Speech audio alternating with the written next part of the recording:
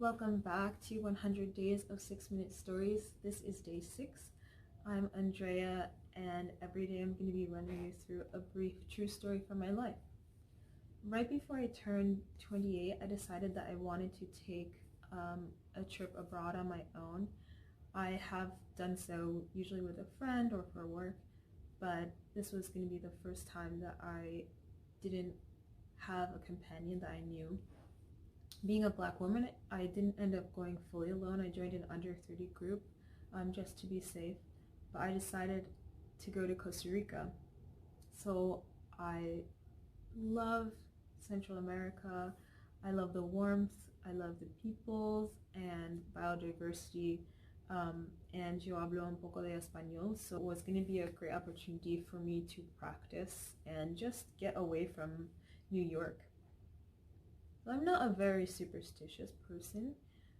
I am personally spiritual and religious, but signs and symbols and spirits have always sort of freaked me out, I'm not going to lie.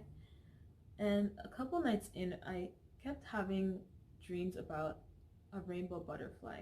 So I don't usually remember my dreams, and I just kind of brushed it off because we're in the forest. What am I expecting? So there was a couple days later, we actually went to the rainforest, and I see a group of butterflies. So once again, it wasn't a big deal to me. They're everywhere. But it was the first time I had seen them on that trip. So towards the end of the trip, it's coming to a close, and I had fallen very deeply in love with Costa Rica, more than I expected.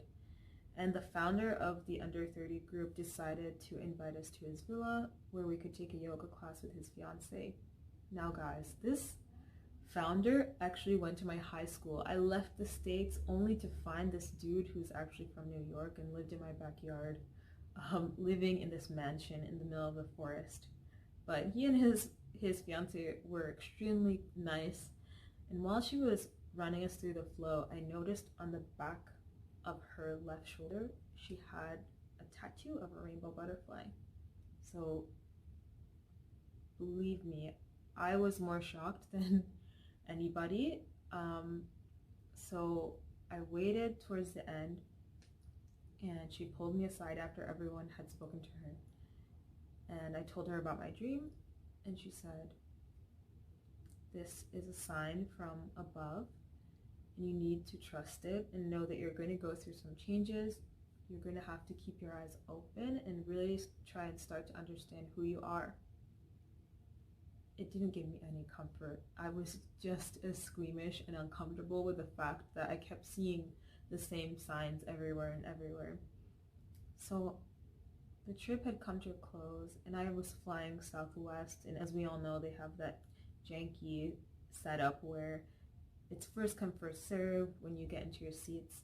And I got lucky, and I got an aisle seat next to this woman and her grandson, which is unheard of for me to get an aisle seat. So I sit next to her, and I noticed that she seemed very nervous, and I was really sad. I literally was crying that I was leaving this magical country. I didn't want to go back to the States. I thought about upending my life in the United States and moving there. But she was native to Costa Rica, part of the Boricuá community, and I started talking to her because she definitely was nervous about flying, and we just had this really great rapport. She was giving me snacks, chocolate de maracuja, which is my favorite, and her grandson was drawing and practicing his English writing. And when we got into the States, we flew into Florida, and we had a layover. So I decided I'm going to help her through customs because she still doesn't understand a lot of what we're saying, and I helped translate. And while we were walking, I looked down at her sandals, and on every single one of her toes, she had a butterfly painted on each of her toenails. I kid you not, I'm not exaggerating. So prior to meeting her, I forgot to mention, I had taken the liberty of purchasing a handmade necklace which encases a blue butterfly wing just as a memory. So I was like, these symbols were not stopping. So I decided to stay with her even past customs, and I had a couple hours before my flight took off. We were going in different directions. She didn't have any US dollars for food, so I fed her. But I would do that for anybody. It wasn't like I was just doing it because I liked her. You know, I was hungry, and if you don't have any food or money for food and you have a child with you, of course I'm going to help her. But that small act for her solidified the fact in her mind that I was now no longer a stranger. I was family to her.